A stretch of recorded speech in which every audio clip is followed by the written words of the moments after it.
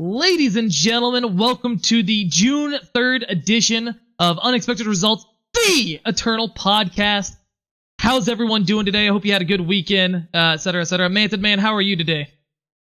Man, I'm great. I got to watch some fantastic card playing this weekend. Got to go to the lake, so I'm refreshed. I'm ready to start a new week, start a new chapter, and definitely to start this podcast. Fantastic. That's what I like to hear. So, of course, this weekend we had the Season 2 Invitational Tournament hosted by RNG Eternal.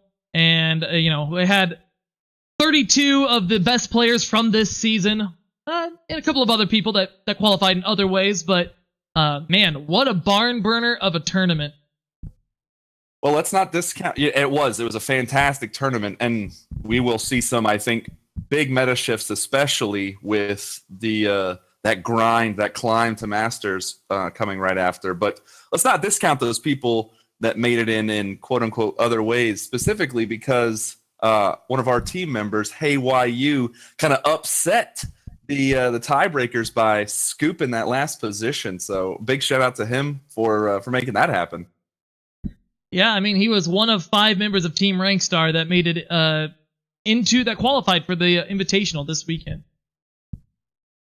Yeah, so if anybody's not familiar with it, RNG Eternal does the seasons for the card game. They do a tournament every weekend, the Eternal Tournament Series, and you rack up some points. They go on your permanent record. And at the end of each season, they do an invitational. They bring the best of the best, and then you guys get to duke it out for 2 days straight if you make top 16. Yes. And to make it to top 16, on day 1, you advanced as soon as you got to 4 wins. So if you went 4-0, like me, you advanced straight away to day 2. And as soon as you got 4 losses, you were out. And there were 7 rounds of Swiss. I believe it was me and Puppy. I'm not going to say the full name. Puppy. That's the easy way to say it. Me and Puppy were the 2 that went 4-0 to advance right away. That was pretty exciting. Now, did you go? Excuse me. Did you go 4-0, or did you just you didn't take any losses, right? It was I think 0 lost games yesterday, right? That is correct. I went 8-0 in games as well. It was funny. In my first round, I was playing against Flash. I believe I was playing against Flash, and he was on Argenport mid-range with 4 Impending Doom in the main. And there was a turn, in the mid-game, we're just getting into the mid-game, and he had a 5-5 and a 7-7 Impending Doom on board. I'm like, I'm just dead. What am I supposed to do here? I was like, oh, wait, okay. I'll play this Marison's Disciple, make a Locust as a chump blocker. I mean, there's no way he doesn't have a removal spell. He just slayed my Trailmaker last turn, so I'm just dead. But, whatever, I'll play this out. Attack, see what happens. Guess what, Mantid Man? He didn't have the removal spell. I chumped, and then I killed him. And that was the beginning of my day.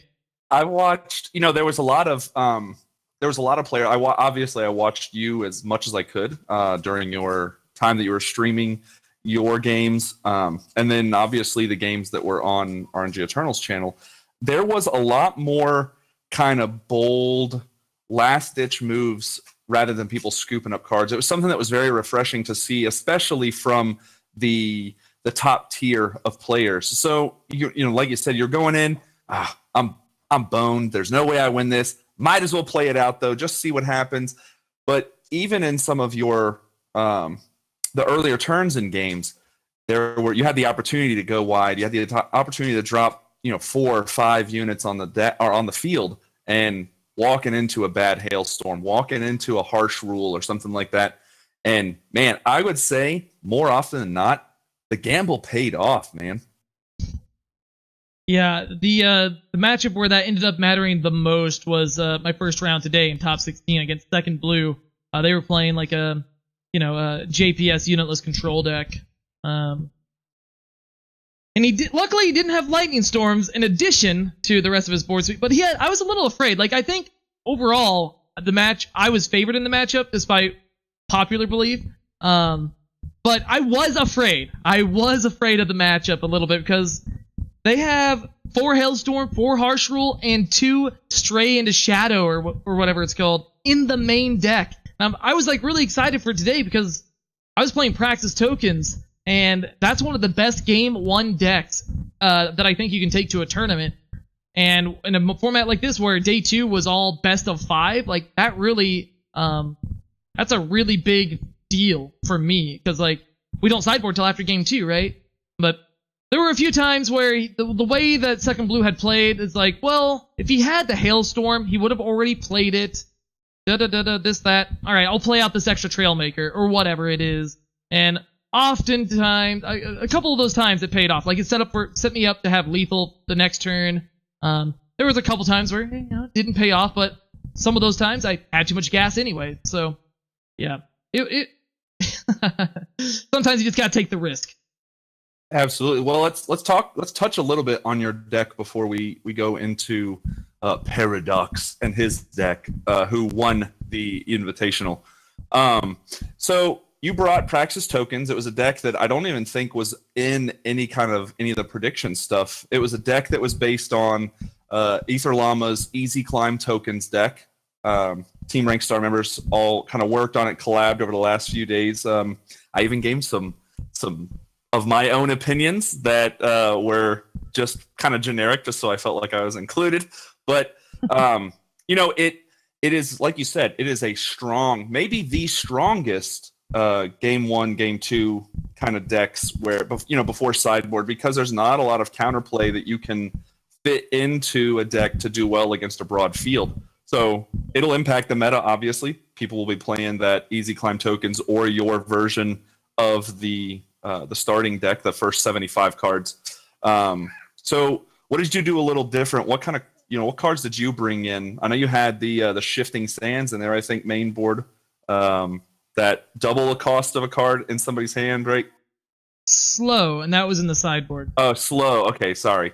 Oh yeah, Shifting Sands is the for Sentinels and stuff. All right, so let's talk a little bit about some of the other cards that you had in there, though. That card is also called Stirring Sands, not Shifting Sands. It's been a long weekend, like I said. A lot of cards in front of me. I feel your pain there. Yeah. Well, first off, I would like to thank my team, the rest of my team, Team Rankstar, for helping me choose this deck and prepare for this tournament. As many viewers or listeners may be aware, I had some family a tragedy befall me this week, so I did not actually get to play test very much. On stream, I mostly just try to entertain, so I didn't do a lot of serious testing on stream. In fact, I think I played 0 games with Praxis Tokens leading into the weekend. Very responsible. So I was relying heavily on the rest of Team Rankstar to help me make my decision. I was originally leaning more towards Xenon midrange, which, Bruised by God did take to a second place finish. So it wouldn't have been that bad of a choice. That said, it was Magikarp was the one that was campaigning for this deck the most. And Magikarp, maybe he was a little biased, but he did win. That's how he got into this tournament. I think it was week 3? I might be off on the week, but early on in the season, he won one of the ETS weekends with Praxis Token. And that shifted the meta a bit for that coming week on the ladder in game. Let's be real. He didn't win. He dominated that tournament. Undefeated streak, by the way. Didn't lose a single game. That's right. I forgot about that. And even going into the next week, he didn't lose a game until about round 3 or 4 when he got paired against who was it? Oh yeah, ThePlatypusKing. King. That's right. Yeah, no, but in all seriousness, Magikarp really has a good handle on this archetype. So I especially trusted his opinion when it came to playing this deck. And other members also were vocally pro this deck, like Notorious GHP. And yeah, no, I also played this deck in the Team Unified Draft Tournament or whatever it was. Which we covered on the very first episode of Unexpected Results, the Eternal Podcast. So I have some reps with this game, this deck. I played the archetype way back in set 1. It's a little bit of a different deck now, a little bit more tempo based. But no, this deck treated me very well throughout the weekend. Flamestoker out of the sideboard was a very good card. Some people didn't agree with me bringing in against TJP Flyers, but the card won me some games there. Maybe that's a little too results-oriented thinking, but overall, I don't know. This deck was really good. There's some awkward numbers, or like some numbers that don't quite make sense on the surface, like 1 Seek Power, 2 Trailmaker, only 3 Amber Acolyte. A little bit of it's a very tuned deck. It's a well-oiled machine, as they say. Yeah, it is extremely efficient. It hits what it needs to hit when it needs to hit it, and you don't have to worry about walking into a later turn and having a card that's not going to have an impact. And if you get, and in the converse, if you get a hand that's stacked early, like you did in your game, in your top 16 game to move to top 8, starting at a game with 2 Heart of the Vaults or 3 Heart of the Vaults in the hand, and then being able to essentially know that you're going to hit your Trailmakers, that you're going to hit a Seek Power to make sure that you have what you need to make that stuff go off. All it becomes at that point is a couple of smart decisions to survive, and then turn 5 or turn 6, when you're able to drop your first Heart of the Vault and just knock somebody's face off, it tends to work pretty well. Just rally out of nowhere. Yeah, there was one game that I had a turn 1 Grenadin Drone. I had a second one in hand, and I drew a third one for my on turn 2. I'm like, well, here's 6 drones. What you got? I think they might have had Hailstorm. Doesn't really matter, but it was a really, really strong start. That's right. Well, let's talk about another Praxis deck. Not as aggressive, but still very good. So good, in fact, that it carried a friend of the podcast, a friend of the stream, a friend of Team Rankstar, Paradox from, I want to say, SPG Gaming, correct? That's a little bit, yes, SPG. The G in SPG stands for gaming, but yes, SPG. Sorry, SPG Gaming or SP Gaming. Yeah, no, Seek great Power guy. Gaming. Yeah, fun to watch. Interacts on the Discord, and a good group over there at SPG. But his deck, just Praxis mid range, a deck that we've seen a few times before, tuned a little bit just to deal kind of with this this environment that it was being brought into, this best of the best. It is here we go. Yep, up on screen. Fantastic. Same kind of shell that you were playing, but has the initiates and the ability to ramp. But Crimson Firemaw, which did a lot of work for him, is definitely a big part of this deck. Yeah, I played some games with this on ladder after the Invitational concluded. I tuned in for a little bit watching the finals matchup between him and Bruised by God, and they were just swinging back and forth. The matchup was really swingy. They have a lot of overlap with their time cards, right? But yeah, when I went to originally pull up the deck list and checked it out, again, you see some of these weird numbers that you wouldn't instinctively think are correct, in the form of 2 World Bearer Behemoth. Only 2. That's like one of the best cards that you can play if you're a time deck, especially a time deck with Obelisk. And yet, Paradox opted to only play 2 copies. I know Bruised by God told me when considering to play Xenon midrange last weekend at the ETS, he said, a lot of people don't play 4 World Bearer Behemoth or don't play World Bearer Behemoth in this archetype at all. And I think that's just flat out wrong. And while Praxis midrange and Xenon midrange are not one-to-one the same, that was the first thing that stuck out to me. And then I realized, hey, there's also 4 copies of Crimson Firemaw here. I went ahead and loaded the deck up and played it on ladder for a while. I think I ended up going 7 or 8 and 3. 7 and 3 before I switched decks. But Crimson Firemaw did some work. It's been a long time since I've played with that card. But when it's good, it's damn good. Oh yeah, there's no doubt about it. And and some of these other numbers you're talking about in here, like 1 Amber Acolyte, literally just a kind of a gap fill and a little bit of power fixing. The 2 of a Praxis Displacer I can kind of get behind. I understand that. So, like you said, it's a shell that we've all kind of seen, but his version of it is everything about it. When you take your first glance, just like kind of looks wrong. It obviously performs, but even like the curve, deck builders will tell you that all the time, like when you start out and you're new to decks, build on that curve, on that bell curve there. And if you look at it on Eternal Warcry, or you build it yourself and you look in that little top right-hand corner, little cheat sheet, it just looks like it would be terrible based on the numbers. It is not, obviously. Carried him to a championship finish carried him to an invitational finish, first place. I don't think he really struggled in any place too much. Praxis was in a great place based on the other decks that were in the tournament. So again, congratulations to Paradox, a well-earned, hard-fought first place finish. Yeah, once we got to the finals and it was a Paradox versus Bruised by God, honestly, I wasn't too worried about who would win. I love both of those players a lot. Like they're both very good players, very innovative players, etc., etc. And I've interacted with them a decent amount, not as much as I would like to. But yeah, I have immense respect for Paradox. Yep, and more so now because he inhabits one of the many thrones that you must take. So I messaged him on Discord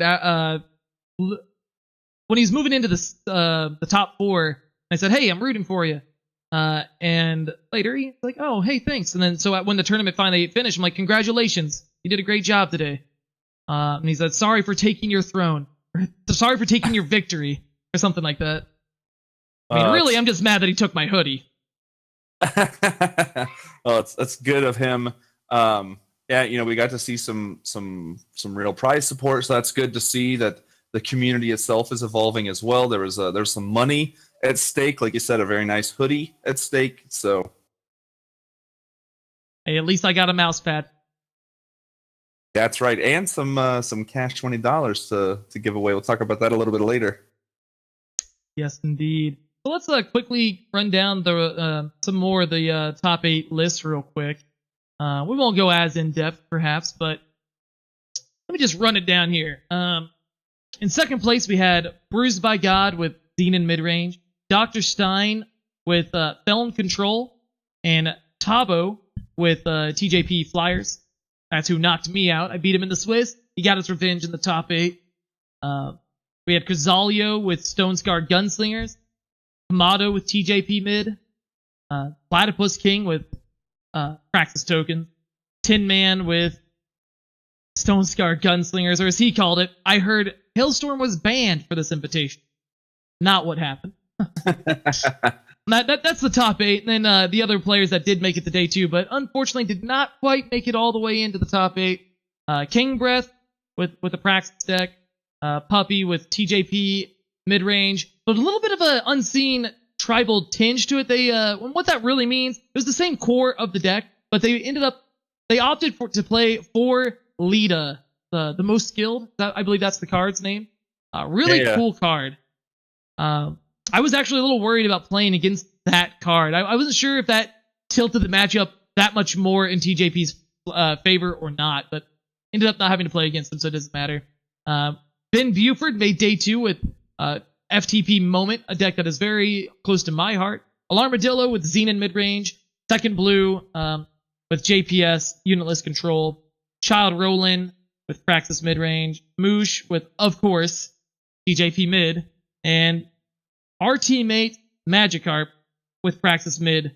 With Praxis tokens. And like I said, he did a lot to help me with the tournament. Like, he gave me some sideboarding notes, and we talked about the matchups a lot before the tournament started and stuff.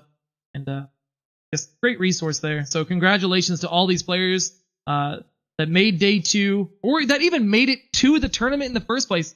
I believe it was The Rock that had the rookie invite, and so congrats to them. Yeah, it was great, and it was really good to see a good showing kind of from a bunch of different decks. A lot of people, I give Dr. Stein a lot of credit because everybody was saying coming in, "Oh, you don't have to worry. Felon is so bad. It won't be here." Dr. Stein just bringing the lightning in there with his Felon control deck.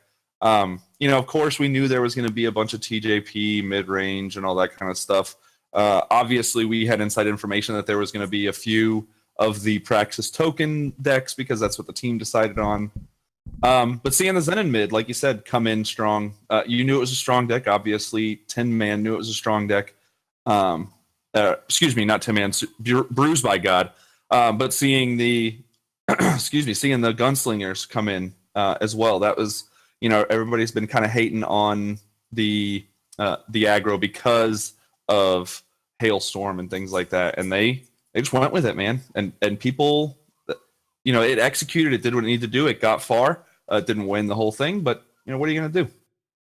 Yeah, when I was still in the top 8, I wasn't sure who I wanted to play against more: Paradox and the Praxis mid-range list, or Tin Man and the Stone Scar Gunslingers deck. They both seemed a little potentially rough for me. I think the Tin Man's deck would have been a better matchup, but either way, I was a little shaking in my boots if I could get to that point, which I did. But we take what you can get. You have obviously done everybody on the stream proud. You did the team proud. So, man, congratulations to you as well, and everybody that was involved yet again. Yeah. So everybody that's listening, if you want to come by my Twitch channel, twitch.tv/ThePlatypusKing, and watch the eternal stream, and give me some congratulations for my victory. I would love the ego swell and the pat on the back. My goal is to get my head so big that it no longer fits on Platypus Island, let alone the Platypus Kingdom. Well, let's see if we can swell it up a little bit more, because let's just touch on for a couple of minutes on how this top 16, top 8, and then obviously the top 4 decks especially will impact the meta and the climb to Masters for the coming week.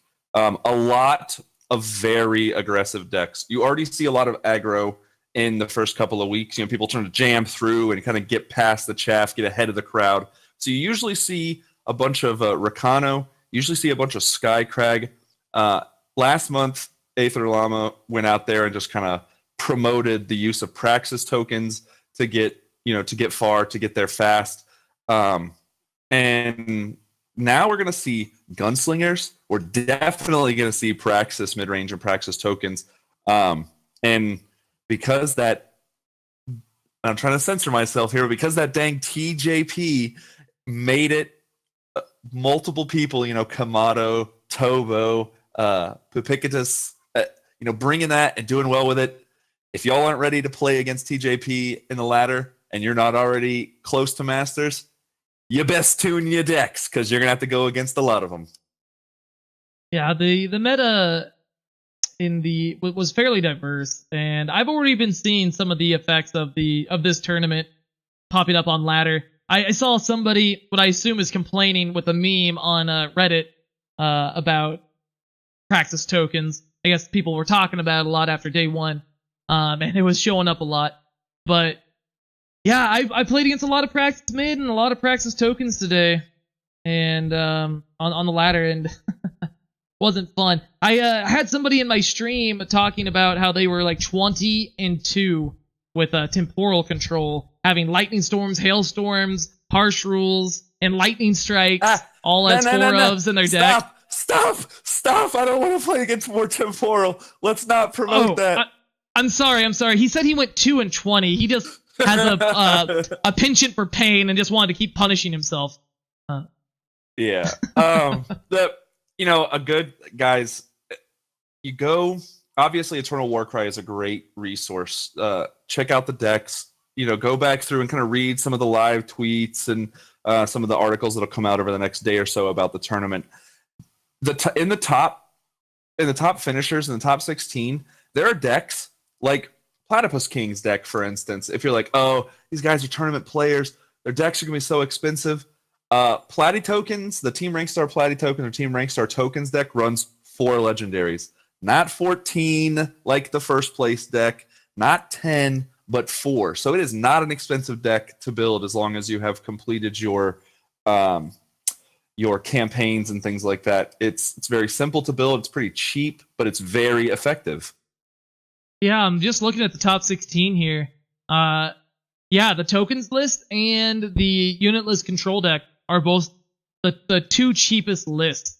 It looks like, 27,650 shiftstone for the tokens list and 25,650 for the unitless control deck. All the other lists in the top 16 here, it appears, don't quote me on this, but I'm pretty sure I'm correct, are 44,000 or above.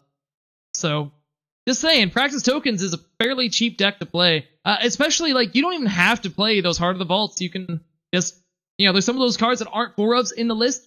Just pad it out with and finish those off. Like, add in some more Trailmakers or something. Add in the 4th Rally, stuff like that. Maybe play Purify in the main. Yeah, there's so much flex, and even some of these decks that are a little bit more. Yeah, I was gonna say you can switch out and jump into Carnosaur. You can, if you finished your campaigns, things like that. There's some legendaries you can get in there. It's not necessarily a bad thing to maybe throw in, some dragons and stuff. But the decks themselves, there are some of them that are pretty inexpensive that are very effective. There's a lot of a very aggressive stance decks that will do well in your climb to master. So either bring them or at least expect to play against them is really all I can say. Yeah, play those. I was really worried. I played against TJP mid 3 different times. I beat it twice. Hey, and if today would have been best of 3, I would have advanced. I choked on games 4 and 5. Anyways, but I was worried about those matchups because in the sideboard they had 4 Lightning Storms, and Lightning Storm was the board sweeper that I was most concerned with because it just usually I can push my advantage in the early game with Praxis Tokens. Sorry to just keep talking about myself here. It's a character flaw. But being able to hit me on turn 2, especially if I was on the play, I don't know, it's just very relevant. And I was really worried. Luckily, I mostly dodged lightning storms most of the day. Yep. And one other thing I noticed in day 2, I don't think there is a single copy of the greatest card printed in this game, Ikaria. There is not a single Ikaria. That is true. I heard a little rumor that somebody considers Ikaria Blue to be a tier 3 deck. Blech. I can't agree with everything. I'm a very positive guy. I can't agree with everything that is said out there. I think Ikaria Blue is great, but that's just me. I like hitting with big weapons. I like throwing the Ikaria in people's faces, and I like drawing cards, which Ikaria Blue does all those things. I think what is hurting Ikaria Blue the most right now is probably TJP. It's got Haru Pacifier, it's got Svetcha, it's got Stand Together, it's got units that have a toughness bigger than 3 on the base side of the cards. So it's really challenging to decide to play Ikaria Blue. I hate to say it. Yeah, I know. I'm still going to do it when I get bored of playing some of these other really aggressive decks, though. All right, Ikaria will have her day in the sun once again. She just better not get too close. Yeah, not again. I mean, some of the spoilers we've talked about could complement Ikaria pretty well. So, maybe when Step 4 comes out, we'll see her make a resurrection. Maybe she'll answer the call. All right, enough of these bad puns and terrible memes. Let's talk a little bit about some other really great news that we got this weekend leading up to the Invitational. And that was, part of the news is not necessarily good. I think it's good for Eternal. It's good for us, but it's not necessarily good across the board. It could mean that maybe people lost their jobs or that a game could be going a different direction. But that is the kind of the shakeup at Direwolf Digital. The first part of the news is that Bethesda has decided either unilaterally or after talking with Direwolf Digital to pull Direwolf Digital off of the Elder Scrolls Legends project. It is, Team Rankstar has an Elder Scrolls Legends team. It's something that we were a little shocked to hear. It kind of puts the future up in the air. I'm not personally a part of it, but I do some consulting with that group as well. However, the first thing that everybody wants to know when we saw that on Twitter and on Reddit and on Direwolf's webpage and things like that was, well, what does this mean for Eternal? Well, we got our answer very shortly after that article went up, and that was a short little article that I'm just going to read out here in just a second. after we hear what you have to say on the whole Tessel move. Oh, I misunderstood what you just said. Yeah, I was surprised to hear that as well. I think what most of us Eternal players are hoping this means for our sake. I don't have much to say about the Elder Scrolls Legend game. I'm a very casual player at best when it comes to that game. I haven't gotten super invested in it. But we're hoping that that means whoever at Direwolf Digital that was working on that game will now be moving over to Eternal to help ramp up the content production for the game. And that's mostly what I get out of the announcement about Elder Scrolls Legends, is that I hope that means even more content will be coming out for Eternal at a much faster pace. Yeah, no, that's one of the big things that you've been kind of petitioning for is, a little bit faster release schedule on campaigns and bonus stuff. Maybe even you would be happier to see more than 2 sets a year because this is a digital collection game and it's easier to build a collection faster. So maybe that's what we're going to get out of this. They have more people that can tune and test and build. I think in my perfect world, not only would we get a third full set which would by default mean a third campaign adventure set, I would like to see the amount of adventure campaign sets doubled in general. So 6 of those and 3 big sets a year, that would be heaven for me. Yeah, I agree. I think a lot of the community would feel the same way. I want to keep the game accessible for the more casual players, but I think that it still could be if handled appropriately. But let's see what Direwolf Digital had to say right after the announcement that Elder Scrolls Legends was going away. So you can find this article, by the way, on direwolfdigital.com/news. It's the top article on there. It's one of the top posts on the subreddit for Eternal, which is /Eternal Card Game. And obviously it gets talked about on the Discord and is linked in there. But it says, what's ahead for Direwolf? With our handoff of Legends underway, keep an eye out for the number of key announcements in the coming couple of months. One aspect of our business that we're particularly excited about has been the huge success of our first physical board game IP, Clank. Great game, by the way. A lot of fun. We'll be expanding our catalog of digital and physical board games with new releases and new partnerships that will be announced in the coming months. So stay tuned. And we'll see you at Gen Con and other places. So if you want to meet the team, maybe head to Gen Con, keep an eye out to see if they're going to be at PAX or Dragon Con or Emerald City Comic Con or anything like that.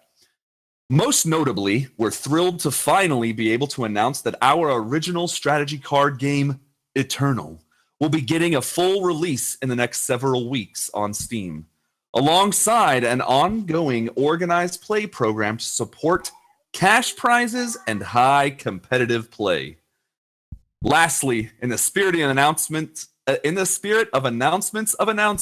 Eternal fans should check back here tomorrow for Chapter 19, The Fall of Argenport, and a first look at the next 250-plus card set in the ongoing story of Eternal.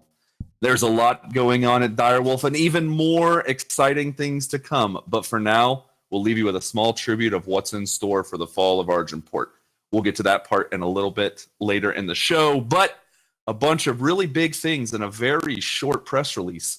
Cash prizes supported directly by the developers, high-level competitive play, continued organized support, probably in the form of direct support to some of these secondary groups like RNG Eternal, Team Rankstar, any not SPG, the Great Parliament who puts on the Casual Friday games. So we'll see some of that, and we'll see official tournaments. We could even see World Championships, official World Championships for the Eternal card game, which would be fantastic. But I think the biggest thing about this is anybody who understands marketing and kind of understands business is the actual release of Eternal on Steam, which a byproduct of that will be the official tag on the game itself. So for you mobile players, like myself, I play mostly on the iPad, but when the game goes full release, there's advertisement support. There is support through the platforms that the game is released on. So it's a very big deal. You're going to see a big influx of players. You're going to see a big influx of people looking for help that want to see the new player articles and the new player content that we encourage everybody to not only check out Team Rank Stars versions of these things, but to also build their own. You know, when your friends want to get into it, coach them on how to play Forge, coach them on how to play this kind of things. But a full release is a huge deal. I cannot overstate that, I think. I agree. And many of us have been waiting to hear this for a long, long time. And here it is. You know, some people, there are some vocal members of the community that were saying that maybe this, maybe the game is dying or something like that. Some nonsensical stuff like that. But I think this should put most of those most of those vocal members of the community, you know, on notice or something.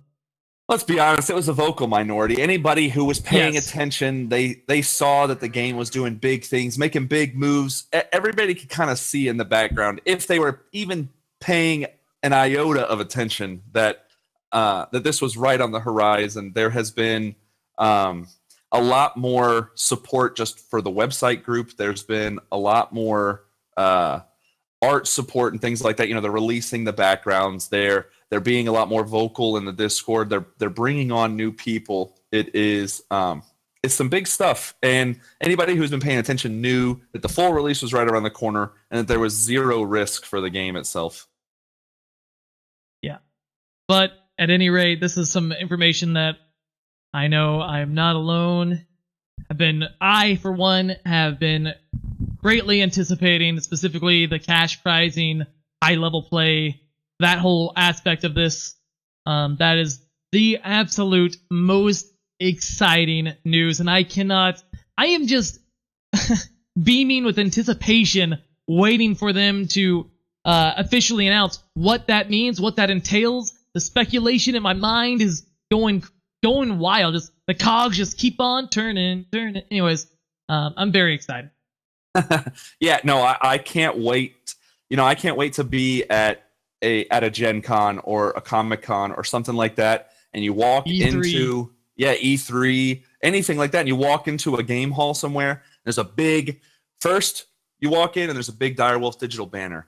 Right next to, underneath, behind, beside, whatever, is this huge banner. It says Eternal World Championships, you know, $1,000 cash prize pool, something, you know, something like that. I mean, just, man, give it to me. I remember when the World of Warcraft game first started, and everybody was like, well, are they going to have any kind of, you know, support? It's licensed by Blizzard, so it's a small company that's working on it.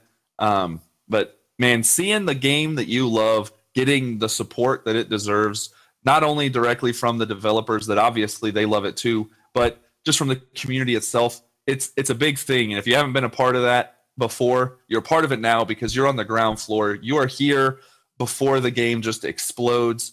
All of you are the veterans. You don't know it yet. But in a couple of months when the game goes full live and there's, you know, hundreds of thousands or millions of players, you guys, especially the Legion of Platypus Island, you guys are going to be in a great position to do really well and to make these big tournaments and make these big moves with the game.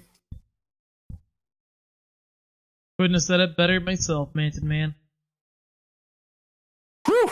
Well, now that we got past that, I mean, again, big stuff, a lot of fun. Let's talk about the new chapter 19, the fall of Argenport.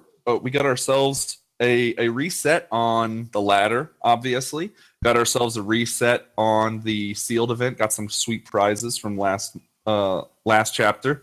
We have a new card back that we're all fighting for. We have packs that we're opening and tossing in some cases. So how do you feel about going into this new chapter, man? Very excited for this new card back.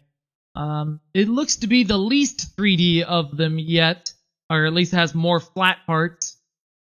The one that we got from a search for answers was a little more 3D than I thought it was now that I have it and that I'm looking at it. But and I really like that one. I think that they're just getting better and better every chapter, these card backs. And I know a lot of people, I've heard a very vocal group of people talk about how much they are really looking forward to this fall of Argenport hardback.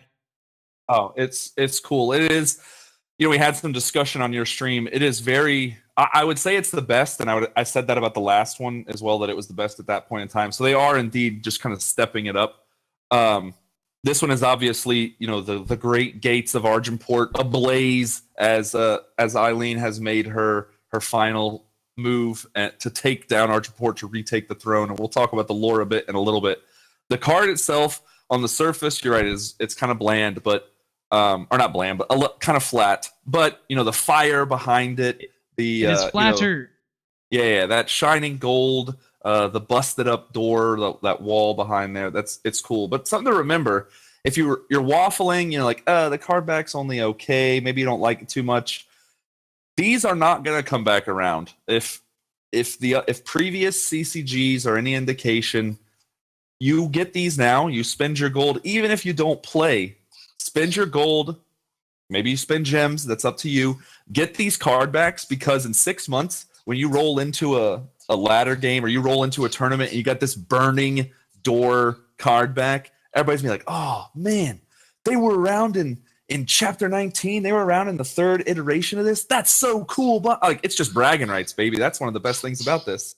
Or even just, oh man, that's so cool. Where'd you get that? Can I get one? Like, sorry, bruh. I was around back in the OG days, whatever it is.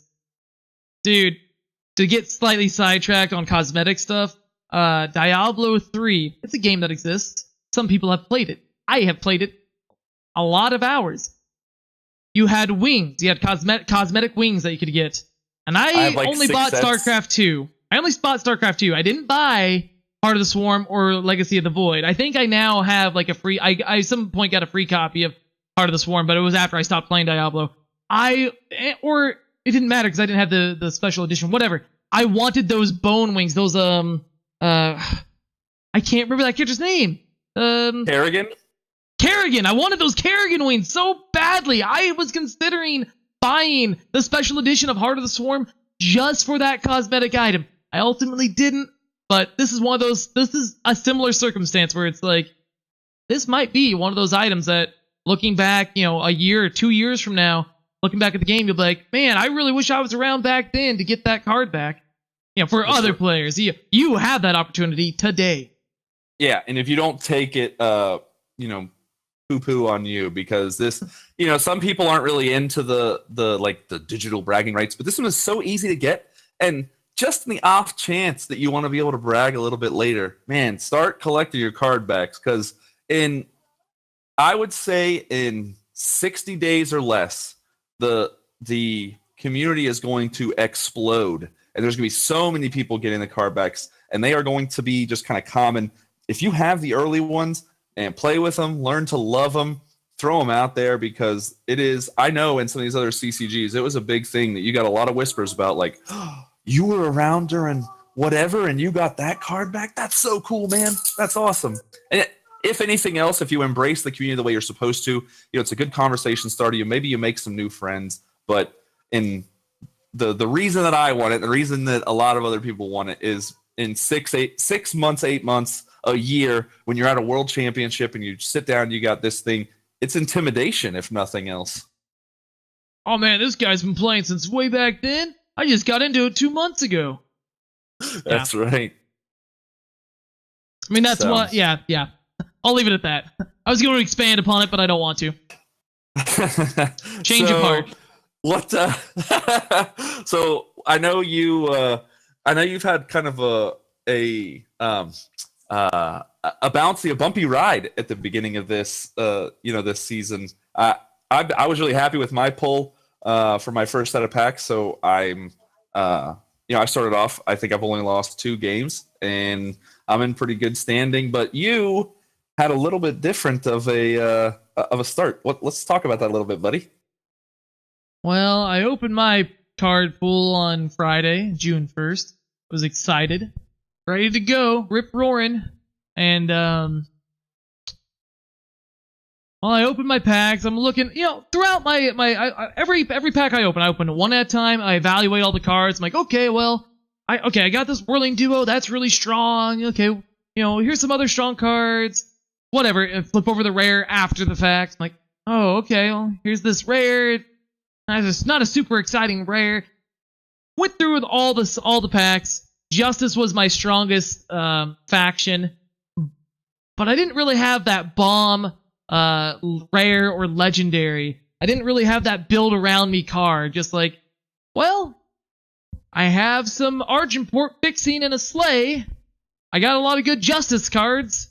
I guess I'll do that. You know what? Actually, I think my fire's stronger than my shadow. Let's just splash this removal and a Rooftop Vigilante. This is okay. It could be strong. There just wasn't a lot of direction. I didn't have a lot of direction of where to go. I wasn't sure what to do. I went ahead and played, won my first game, I think, and then lost. And I lost, and I lost, and I lost. And I was like, okay, I'm done with this. Resign, rejoin, and same thing, but my pool is even more mediocre. Now, I'm not saying you need bombs, as we call them, in a limited format or sealed, but man, oh man, does it make it so much easier. Like, on this second pool, I just have no idea where to go, so I'm just going to wait until week 2, and see if there's some more direction for me out of my 2 new packs. And, I'm trying not to spend too much gold, so I don't know if I'll sign up a third time. But I'm trying to stockpile a little bit of gold for when set 4 finally drops, which, maybe that'll be this month.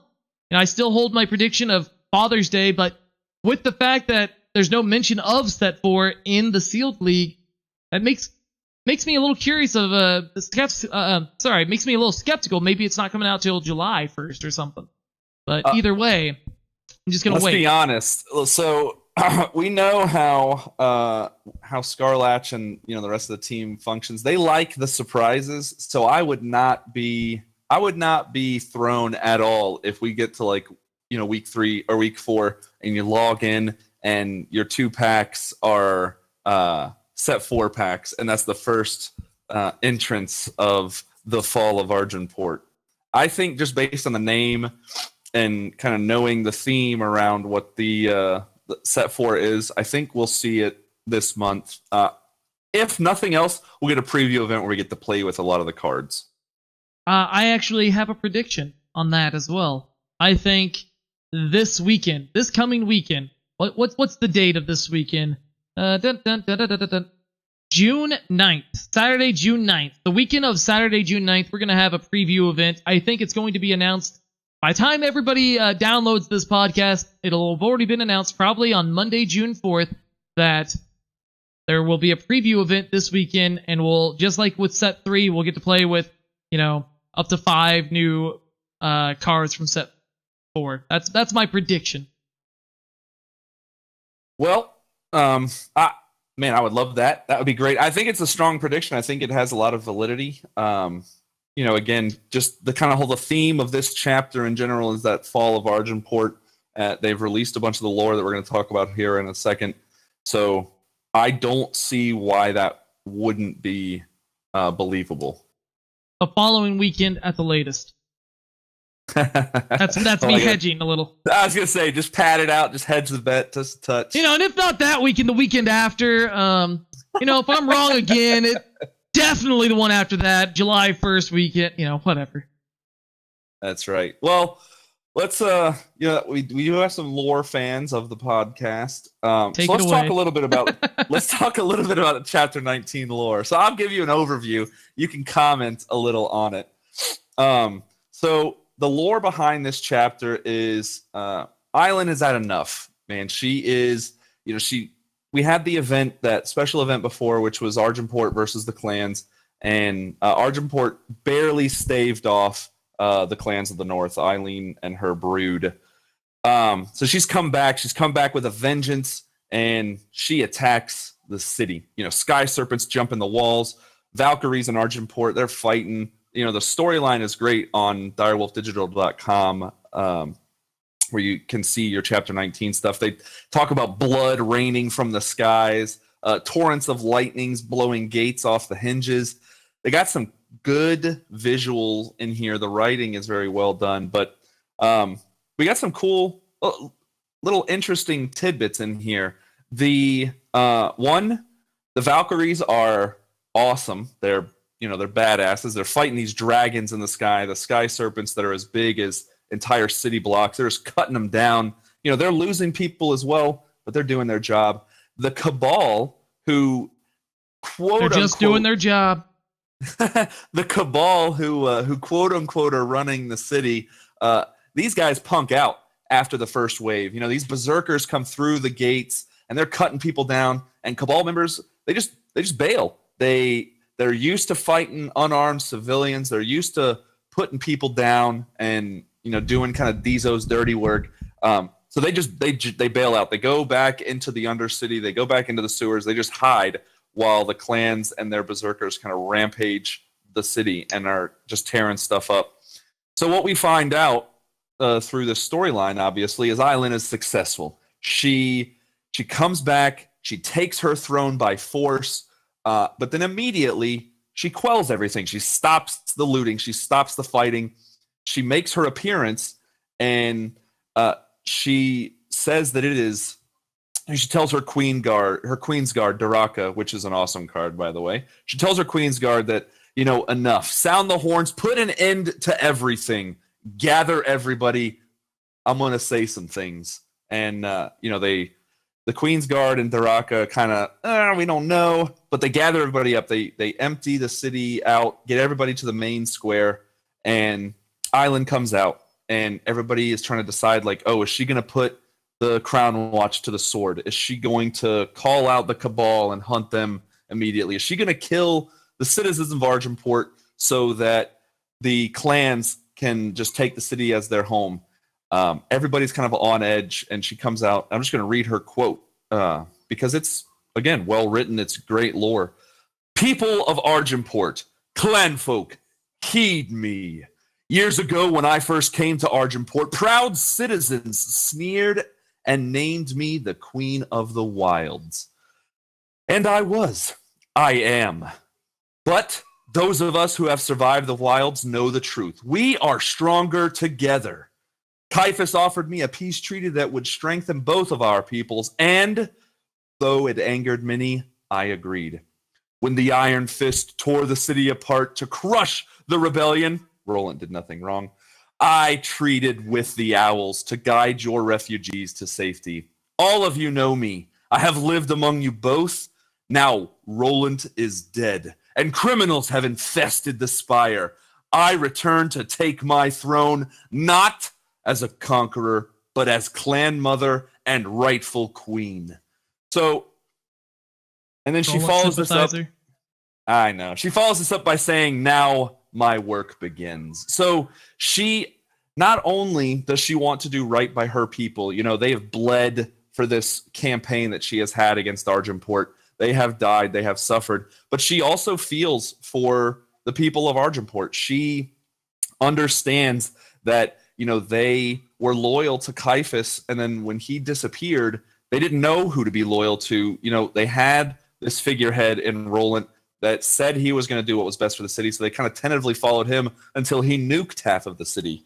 So, and Aileen was just working in the background. She worked with the Huru. She band the clans together. She overthrew her brother, and she did what had to be done. But she feels for these people, and she wants to be this great unifier. So, Argenport did fall, but it didn't really. It is being raised up.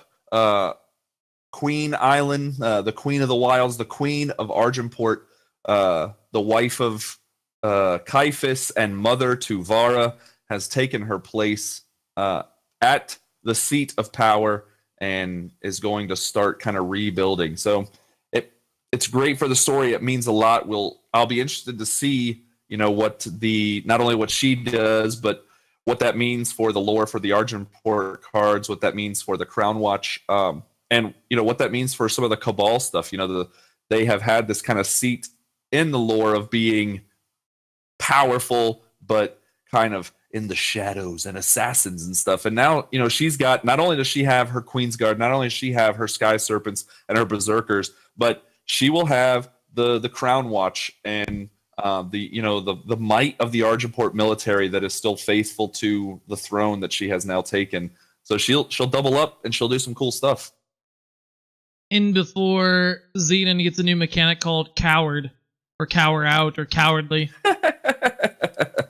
Oh man, that'd be interesting to say the least. I would love them to add some new keywords just based on the lore, that kind of evolution of these. Maybe we'll see. It would be cool to see some primal justice that isn't kind of magic and tribal. Maybe we get some knights that have owl wings, or things like that. That could be really fun. Yeah, I don't see why not. So, if you like talking lore, shoot Platy Whispers. Go on the Platypus Island Discord. Find me on Twitter and say, hey, you want a lore cast? You want to do more of that outside of a 5 or 10 minute drop? Platypus King kind of a little bit while we're doing that, but some people really enjoy it. I know I do. And anytime you guys want to talk, find me on Twitter at MantedMan, and I'll gladly exchange theories, and we can analyze little things here and there. But it's a lot of fun. It adds a fun layer to the game. And the Direwolf team, obviously the Eternal team at Direwolf, they love what they're working on, and it shows in the storytelling, because we get a cool storyline to go with a lot of these very cool cards. Agreed. Yeah, I really enjoy seeing the storyline and all that type of stuff. The flavor reflected in the card art and in the card mechanics and all that stuff. Anytime I've seen that in any game, regardless, I'm always pro with that. Very much so. Oh, of course. Well, let's talk about some of this new card art, man. We got through the boring lore part for some people. We'll get to touch on a little bit more of the lore here with these new cards we've got. I think you said we have 6 cards. Yeah. Yeah. And we're going top to bottom just as they've been released, I would assume, correct? So Kenna would be the first one? Yes. Well, let's start with a bomb. Then Kenna, Shaman of the Scale. 7-drop, 3 primal requirement, 5/6 with Killer. When you play a spell, Kenna gets +2/+2 and flying this turn. And a new keyword, Tribute. Draw a spell from your void. This is a very strong card, just being a 5/6 for 7 with Killer. That's a pretty decent thing. I mean, it's got some upside in addition to that. I just realized, despite having wings in the art, this card does not have flying. I thought it had flying. But anyways, yeah, this looks to be a pretty decent card. When that magic starts surrounding her, she gets that flying. Those dragon wings sprout, and then she starts flying in and doing some work. I mean, this card clearly wants to be friends with the new Caleb and Powder Glider, right? So let's levitate it. Boom, done. Over. There you go. Wait, I'm so sorry. When you cast a spell, Kenna gets +2/+2 in flying. Right. Hi, how's it going? I was just thinking it had flying by default.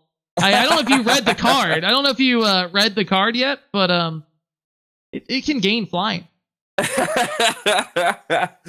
Well, speaking of reading the card, there has been, I don't want to say misinformation, but if memory serves, we don't have an official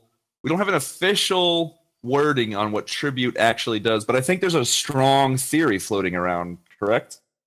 What I heard is that this was confirmed on Discord. Maybe it's not, but I heard that it was confirmed that Tribute is when a unit enters the void this turn, or if a unit has entered, or when a unit enters, something like that. Then you do the effect. So in this case, Tribute, if you had a Dark Wisp die that turn, when you play this card, draw a spell from your void, and I feel like it would trigger just if that happened in general, like later in your turn. Yeah, but I don't know. That's the thing. That's the big thing, and so I think you're correct on that. They confirmed that Tribute actually means, if a unit has entered the void this turn. What I would like to know is Tribute like Ultimate, where it only works once, or the first time every turn that a unit enters the void, am I getting a spell every time? Because damn, boy, that would be awesome to recur a spell every time, especially, I don't know, maybe a spell that protects Kenna a little bit more to keep her just floating around and killing things. I do not think that that'll be the case. I don't think it'll. I think it's only one. I think it's like Gunslinger, Ally, that type of effect. Because otherwise, it'd be pretty.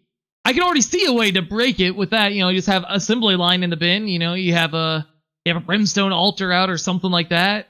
A Stone Scar Scrapper, and you just keep playing out these Grenadins, stacking them, getting damage, drawing more cards, whatever. But yeah, I think it's just on summon. Fair. So I'd be all right with that. I mean, I am all right with that if that is the case. It's still a very strong ability. If you're in Feln, maybe you get a Dark Return back, so you're going to be able to bring Kenna back if she dies. If you're, if you're in Time or Elysian, right? So if you're in Time, maybe you are able to throw another killer. You've got the killer spells that are in your graveyard, so you can put killer on something else. Like, she has a lot of combos that she can pull off, and the fact that when you play said spell that you've probably recurred, that she just gets bigger. So if you're able to play her like on turn 8 and you've got a 1-drop spell in hand that that gives her flying and the +2/+2, she now becomes a 7/8 killer. That is awesome. The official wording from P. Chapin himself, Patrick Chapin, is when a card with tribute is played, it gets a bonus if a unit has gone to your void this turn. There we go. So it is not rumor mill. It is not anything like that. And it is on play is when the tribute takes effect. So now, not only do you have to pay more attention to your blockers, do you want to kill something? Do you want to just have a bunch of big walls that nobody dies on the field? It adds a whole nother layer to the kind of mechanics of this game. Are they sitting on something with tribute? I'll be interested to see how many cards have tribute, because that's how much more you'll have to pay attention to cards dying. Yes, unrelated, I have to say, somebody just drove by my house with the most intense base system I've ever heard. I thought, is there an earthquake happening? My kingdom is moving. But no.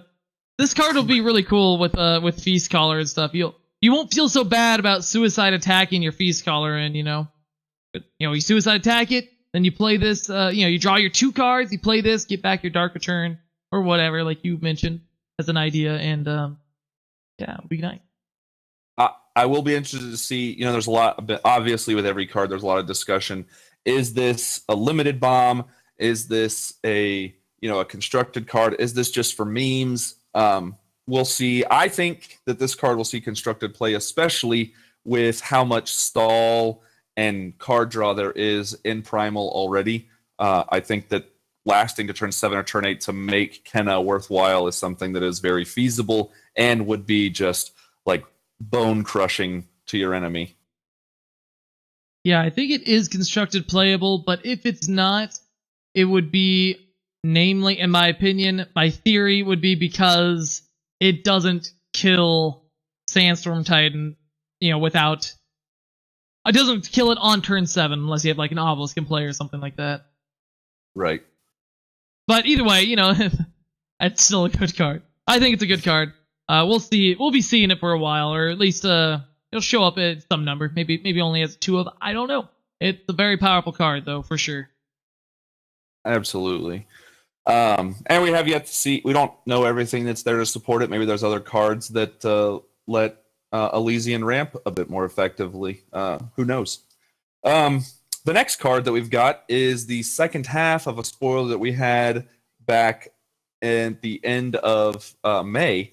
So we had a card called Clan Standard that said depleted, gain primal influence, transmute 5, get clan tactic. Everybody said, what's clan tactic? We did on the podcast as well. We had some theories on what clan tactic might be. Well, now we know.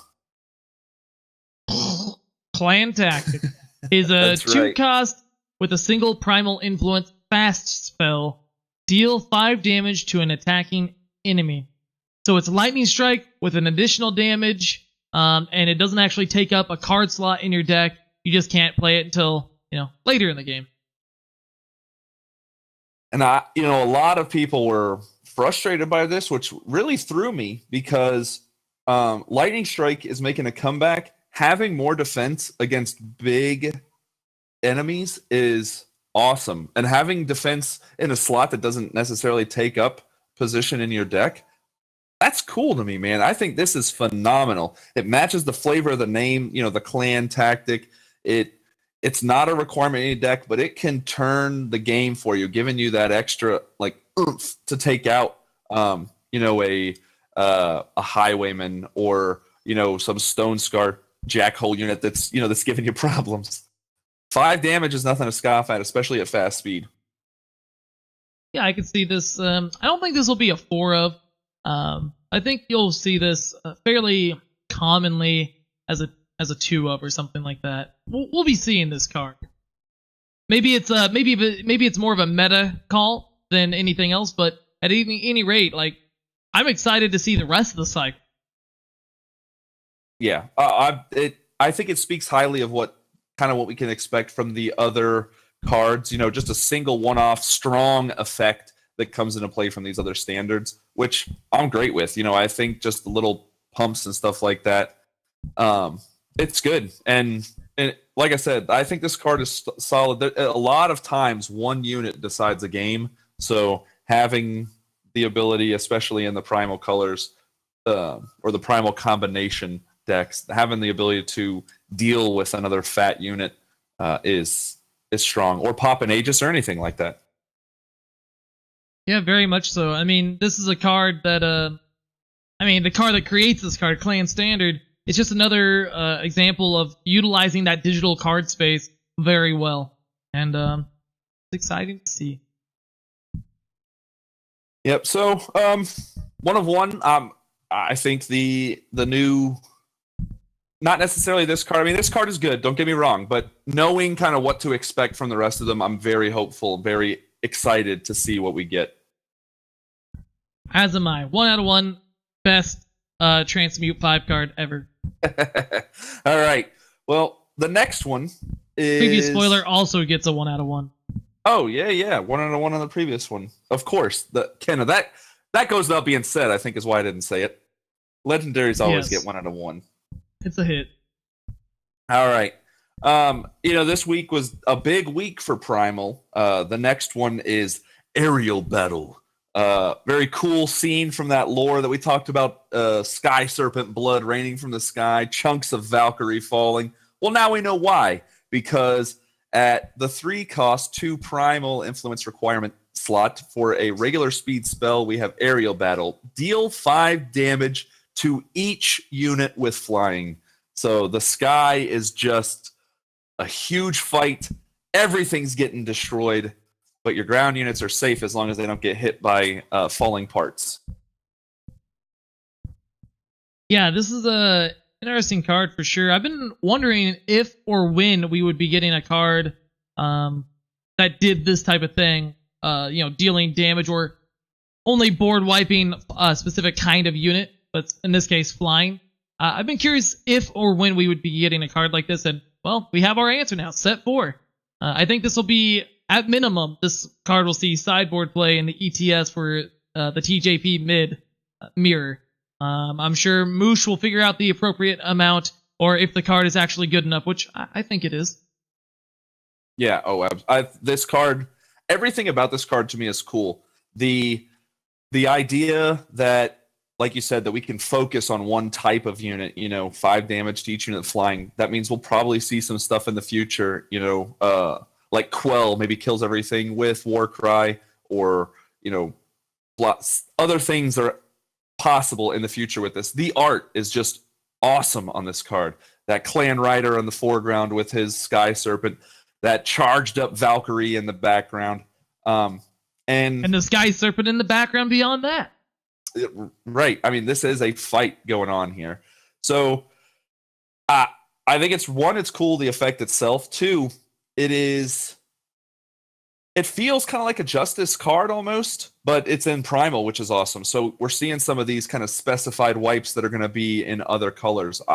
man, I love it. I think it's great for the game. I think it, like you said, I think it'll see play, especially in the tournament scene. This feels like a tournament, one of the first real tournament cards, actually, because this is a sideboard. Like, I don't want to deal with flyers. I don't want to deal with, last season we saw a couple of decks that ran a bunch of those humbug swarms and stuff. Like this gets rid of all those humbugs for much cheaper than having to wait for Harsh Rule or something like that.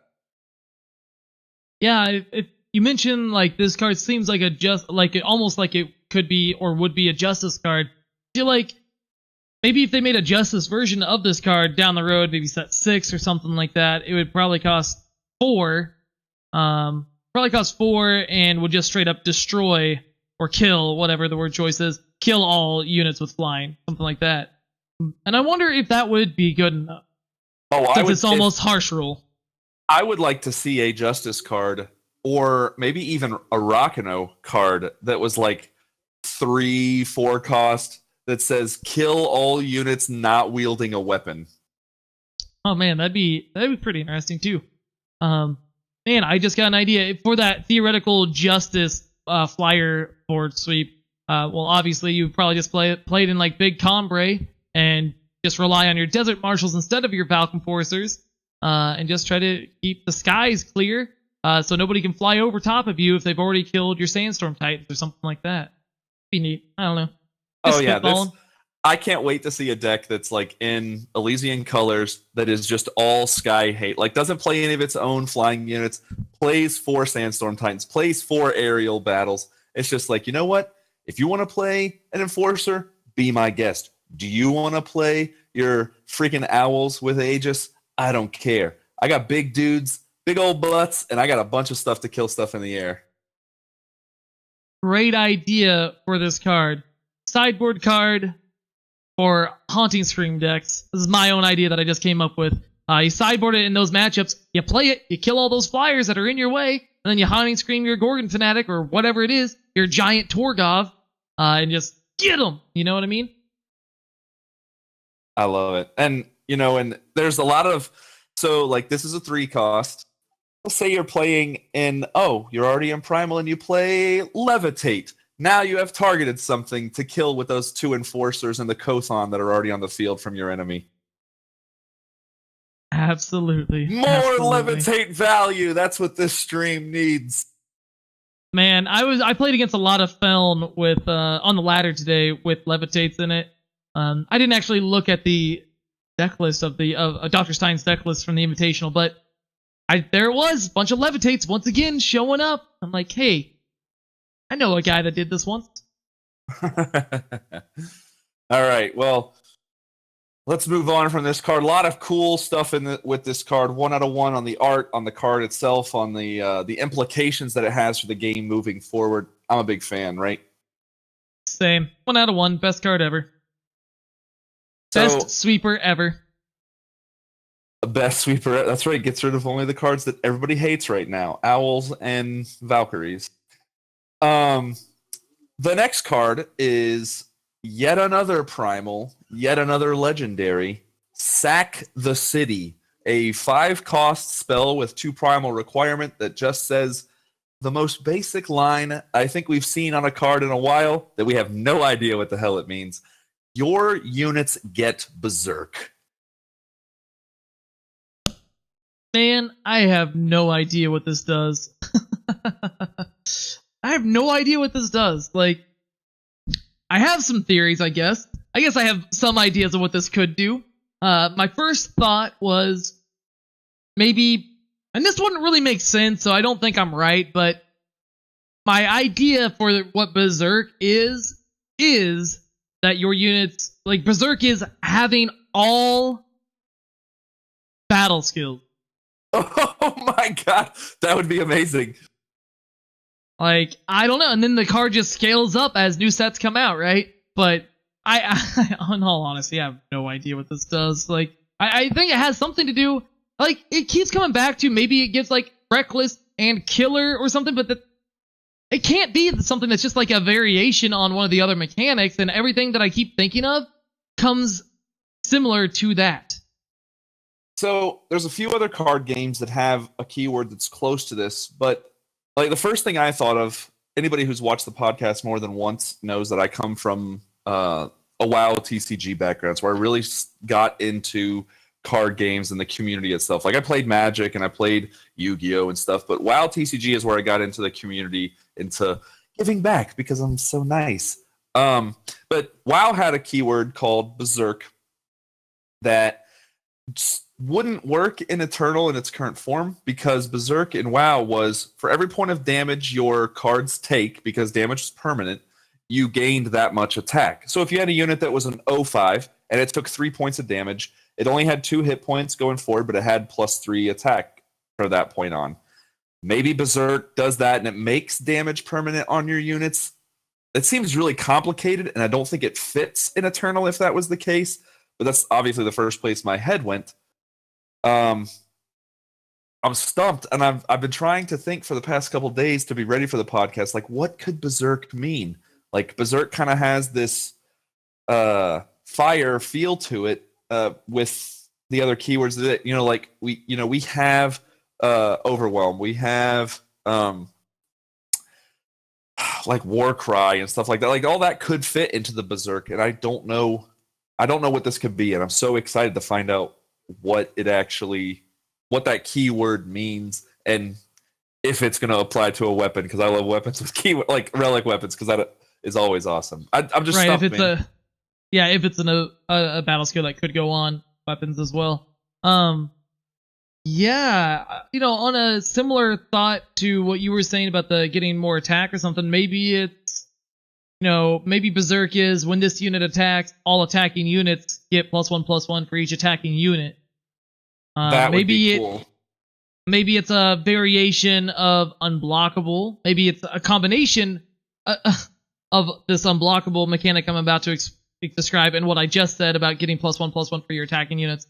Maybe it's you have to has to be blocked by 2 or more units, not just one. Maybe it's it can't be blocked by units with this much attack or less, or maybe it's when this unit attacks, kill target unit with this much attack or less. I just keep saying like all this random stuff, and none of this stuff really feels like it would be primal though too. Like that's the other thing. Like a lot of these ideas that I have and that you have don't seem like that they belong in the color pie or whatever for primal as much as they would fit into maybe other factions, Yeah, well, and the only thing that gives me a little bit of hope that it's not going to be like, oh, that doesn't feel right at all, is the last couple of times we've had lore. The clans, they have made it very clear that the clans have these berserkers. The Jotun are huge monstrosities. When they sacked the city, the first people through the gates from the clan side were these raging barbarians. So Berserk, it won't feel out of place to me. I like your idea of must be blocked by 2 creatures to be blocked. I like the idea of something my wife talked about was that if a berserking unit damages any other unit, they get stunned or something like that. Was another mechanic, and I can't remember what game that came from. I like the idea of a unit dealt damage while attacking cannot die from damage this turn, or something to that effect. Like there's some cool ideas behind the whole barbarian or raging berserker feel. In D&D, barbarians don't take a lot of damage while they're fighting, so that's what that berserk comes from. And we know a lot of the Direwolf Digital players are WotC fans. They play Magic, they play Dungeons and Dragons, so maybe that's where this kind of feeling came from to work with these barbarians, these berserkers. Yeah, maybe. Yeah, that's a very good point. And to riff on one of the ideas that you suggested there, maybe it's just similar to what I was saying again. When this unit a unit with Berserk, when this unit attacks, stun target unit or something like that. Yeah, that's a mechanic that's already in the game. There was one other one that I was kind of thinking of while we were talking. We've seen them rename mechanics that were just like a sentence before and give them a name. You saw that with Voidbound pretty recently. Maybe they're going to rename something that already exists in the game. Another one that would work for this kind of like Scout. Berserk. Yeah, like Scout. Another thing that would work for this kind of Berserk thing is maybe Berserk means that you get 2 attack phases. So like Oh Daisho no. would have Berserk on it. So maybe all of your units, once they attack, they can attack again in the Berserk phase.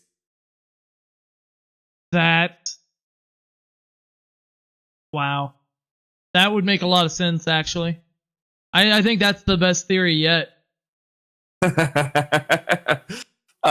The only other thing I can think of, just talking back and forth, I agree. I think I like my theory the best. It's just not. It's just not a primal ability. It's just not a primal ability. That's the problem. Once again. Yeah. The other thing I can think of would be, Berserk. Maybe it is a primal slated keyword. So, and in most of the other cases, maybe you don't give. Maybe it gives a bonus of some kind, so you want to give it to single units, but maybe after a Berserk unit attacks, it is stunned. I could see that. It could be a thing that happens. There's so many good ideas that have kind of floated around when this card got released. Obviously, we've had some strong ideas here. Maybe they don't get agreed with too much, but I can't wait to find out, one, what Berserk is, to see if this card is good. It's hard to gauge what this card's strength is because we don't know what the keyword actually means. And two, if this keyword is a broad scope keyword or if it's going to be something like Voidbound that's only on a couple of cards. I mean, the most direct comparison for this is, what's it called? Flying Snake Formation? Where it gives all your units killer?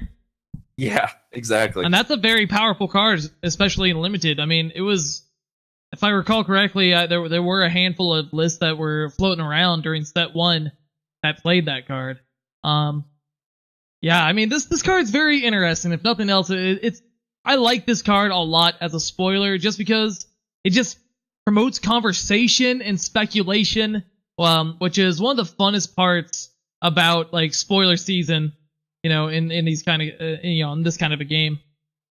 Absolutely, it's I reserve the right to say that this card is 1 out of 1 because we literally have no idea what it does. A 5-cost spell needs to be strong. It needs to be, especially in the legendary slot, it needs to be better than Harsh Rule. It needs to be, if it's going to be memey, it has to be super memey, like Bad News. I mean, it's got to do something.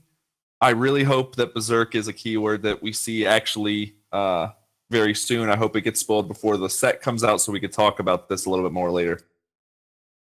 Yeah, this card gets a 1 out of 1 for me. Best speculation ever. There you go. All right. This card isn't completely primal, but it does have a little bit of primal splash to it. The next one we're going to talk about. This one is a very lore-heavy card. It's got an interesting effect. This is Long Live the Queen. A 4-cost, 1 justice, 1 primal requirement fast spell that says Warp. Negate an enemy's spell, draw a card. Man, I'm if nothing else, this is a really cool card. Like, I like the idea that there's a warp card that counters spells. Like, we finally have like an unseal backlash type of card that has warp, so like they can't sabotage to clear the way necessarily. Sometimes it's just gonna be there on top of your deck. If you have this in your deck, you have that. You play your Desperation Wisdom to, they're playing their Obliterate to kill you, right? And you just say, in response, I'll cast this Wisdom of the Elders. Draw 2. You see the first card come up, Primal Sigil. You see the second card come up, Justice Sigil. And you're like, oh no, you still have 7 power left. You're like, well, let's Wisdom again. You slam it down the table. Here it comes. Another sigil. And then, on top of your deck, whoosh, that little animation happens. Long live the Queen. Right there on top. And you go ahead and warp it in. Counter that Obliterate. Saving, and then you untap, you draw a card, you untap, and you kill your opponent with the Eileen Clanmother that you have in play already. It's just gourmet. Love it. I can't wait to clip that later, go back and watch this and clip it, and then be able to play that back after you do that exact thing in a big tournament. I mean, I'll at least do it on stream, right? There you go. Well, let's talk a little bit about, one, the card is cool. The art is great. The effect is going to be good. It's got that kind of primal feel to it with the card draw, the negating of a spell, which is something we've obviously seen before, like you said. Let's talk about the implication here of kind of this cross-faction keyword. Warp is not a Huru keyword. Warp is a time or a praxis kind of feel. So what do you think about them kind of blurring the lines a little bit more? That's always interesting. Like a lot of people seemed a little upset when Shadow ended up getting some Warcry cards. Like, well, you can't just give it to everybody. But this card isn't even just the argument of now there's three colors that have three colors that have an ability. Now we have 4 colors that have the ability, right? Because Praxis Haru, that's 4 different colors, and that was something that I thought of as well. I'm like, it's weird. But that said, this makes more sense to me that this is a primal card. The Justice part, I don't know about that side of the card, but this makes sense as a primal card to me. Yeah, everything about the card feels right. Like, so I didn't have a problem with it having warp. Warp is this mechanic essentially that extends your hand for a turn. It gives you a little bit more access. You don't actually have to draw the card to be able to play it. So it feels like a very mage feeling to it. And Primal has been heavily magical since the game came out. They have the card draw, the hand extension. They had some of the first instances of Scout before Scout actually existed. So it is. It felt right to me. The card, I think, is balanced well. I think it'll see play. You don't see a lot of people playing Unseal because it really doesn't do much outside of like delay the inevitable kind of thing. Long Live the Queen. I want to call the card Warp now. Long Live the Queen. Negates an enemy spell and draws you a card, so it replaces itself after you use it. So it's got value that's essentially guaranteed. And if you warp it, that's even more card advantage. Just like you drew 2 cards. But a good point about this card is, okay, sure, this card having warp, in my mind, it makes more sense for Primal to have access to the ability warp, just because of all the magical stuff. Whatever, and being able to draw extra cards anyway, that makes sense. It kind of doesn't make sense to me that Praxis has this ability, but whatever. That's a whole nother thing. But if you look at this card, it says warp, negate an enemy spell, draw a card. Those second 2 abilities are very primal in itself. Like, I guess, Justice has Inspire, and that draws a card, but just 1 card, just cantrips. But maybe Warp is now leading into Justice, and this card just happens to get it because that's the Justice side of the card. Well, to be fair, if you want to look at it from a lore standpoint, Justice is kind of unclaimed. We have the clans coming in that Justice is the color of the seat of power. It's like the Enforcer, the kingdom.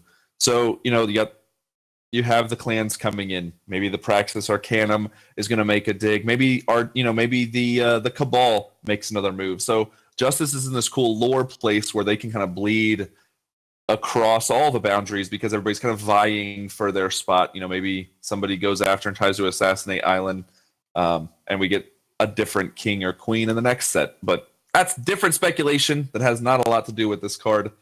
And then we have Deadly Justice units after that. Yeah, exactly. Oh god, Deadly Justice units would be, or Killer Justice units even, would be just bananas. But 1 out of 1, best counter spell ever. 1 out of 1, best counter ever. Fantastic. All right, well, our last spoiler from this week before the podcast was this actually flowed really well. We had 2 primal cards, we had a few primal cards, and we had this primal Justice. Now we have a pure Justice card, and probably the coolest art that we got all week, in my opinion, and that is Silver Wing Augmenter, a 7-cost double Justice requirement flying Valkyrie that says summon. You may give another unit +5/+5 this turn.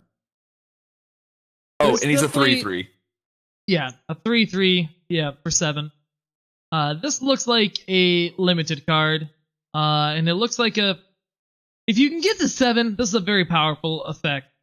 Like Victor's Cry, I've lost many a draft games to Victor's Cry, and this card, when it summons, it gives +5/+5, which is exactly what Victor's Cry does. I mean, it has revenge too, that's another thing. But Yeah, I think this is a decent top of the curve limited card. Yeah, I would agree. I don't like shoehorning a card in very often. I don't like shoehorning a card into a like, oh, this is definitely a limited card. This is definitely a constructed card.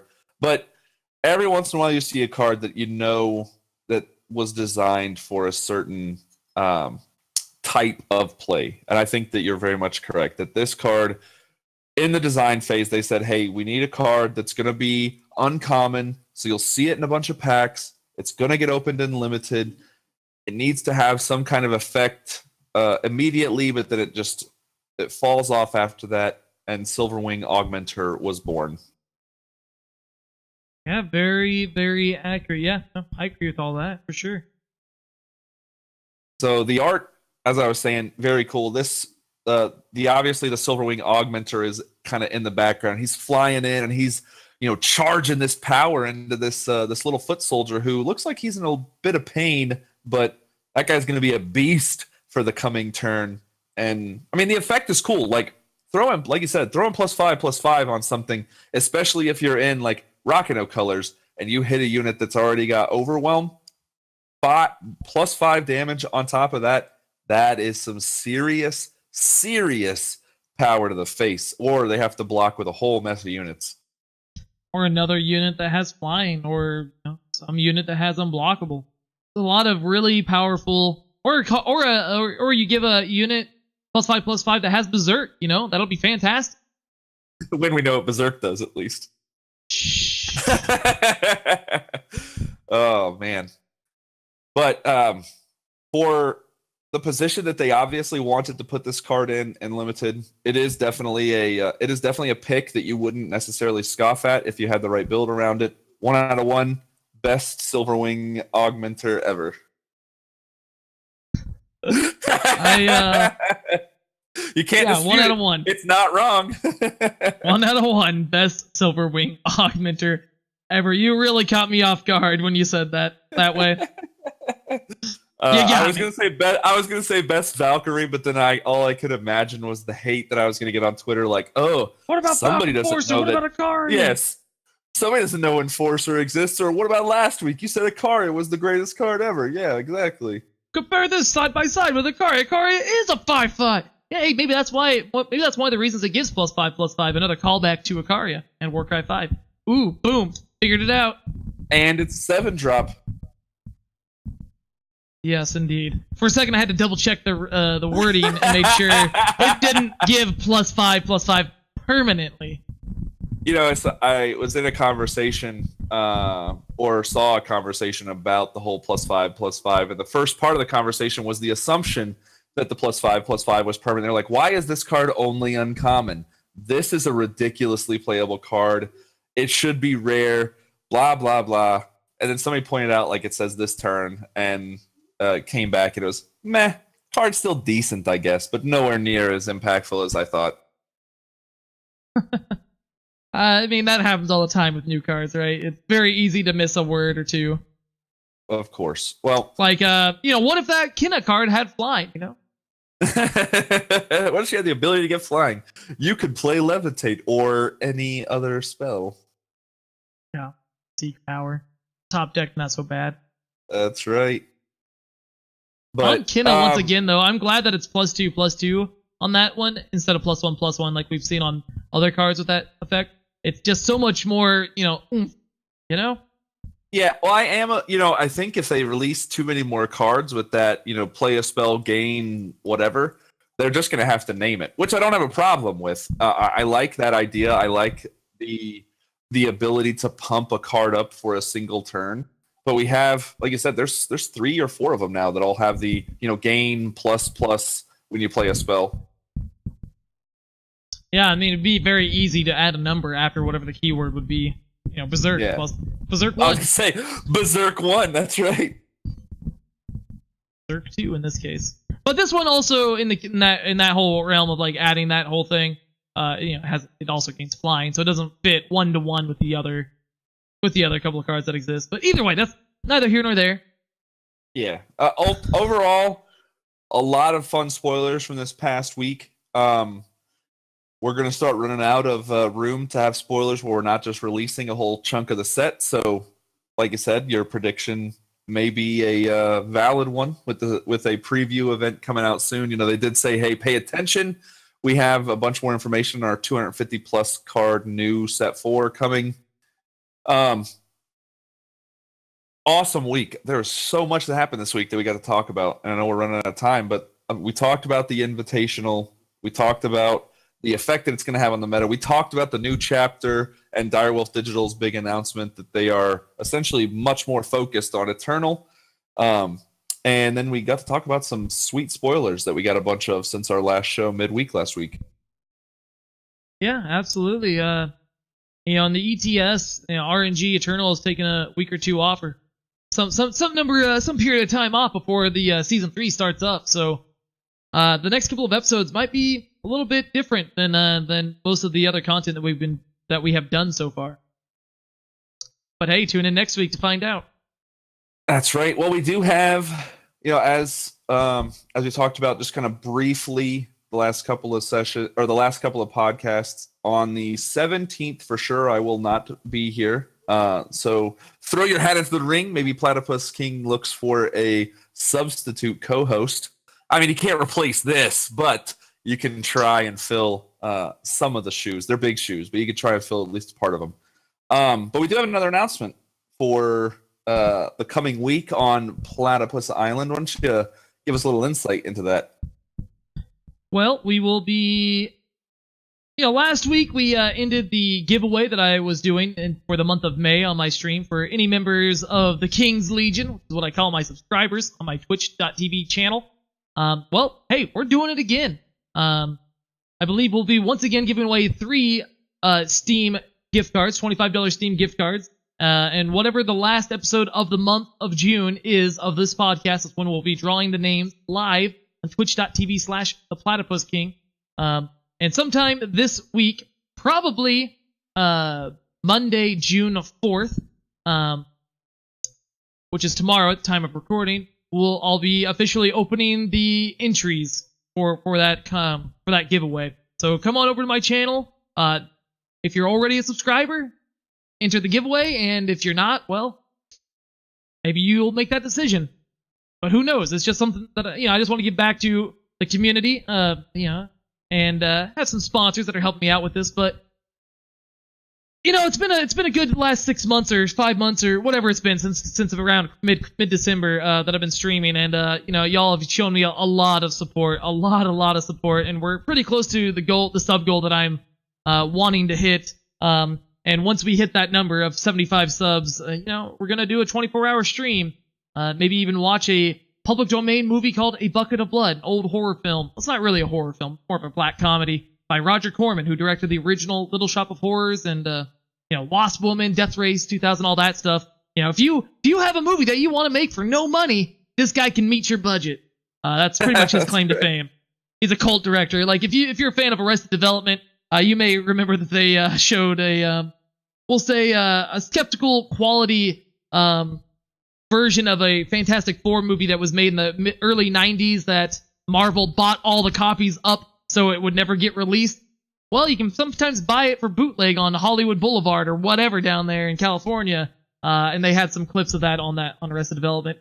Roger Corman, he's the one that made that. For the budget that they needed to make it for, so whoever didn't lose the rights, So anyways, yeah, come on over to my channel and we'll be announcing the new giveaway this week. Probably Monday, June 4th. Also, in the coming week, we'll be revamping my Patreon page. So maybe you'll want to go over there and become a patron. Join the Cult of Platypus. Or whatever we rename it to. Who knows? Yeah. It's been, as a fan from the early days, 172 days ago, it has been a blast to watch you not only grow as a streamer, but grow as a player and grow this community. I have a lot of people that I consider more than acquaintances that I get to talk to on a daily basis. I'm not going to single anybody out, but you're able to find very like-minded people. We have a lot of fun in the chat.